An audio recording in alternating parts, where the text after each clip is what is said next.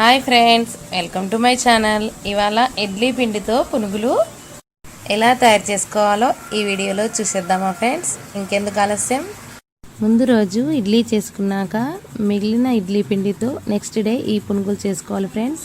ఈ పిండిలో పచ్చిమిరపకాయ ముక్కలు, అల్లం ముక్కలు, జీరా, కరివేపాకు, ఉల్లిపాయ ముక్కలు, కొత్తిమీర వేసేసుకొని బాగా కలుపుకోవాలి. ఉప్పు కూడా చూసుకొని వేసుకోవాలి ఫ్రెండ్స్, ఎందుకంటే ముందు రోజు ఇడ్లీ చేసుకుంటాం కాబట్టి అందులో వేసాం కాబట్టి తగినంతగా వేసుకోవాలి.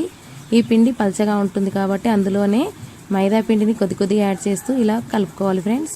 ఇలా పిండినంతా బాగా కలిపేసుకున్న తర్వాత స్టవ్ పైన ఒక బాణలు పెట్టి ఆయిల్ పోసి వేడయ్యాక అందులో ఇలా చిన్న చిన్న పునుగుల్లాగా వేసేసుకోవాలి ఫ్రెండ్స్. అంతే ఫ్రెండ్స్.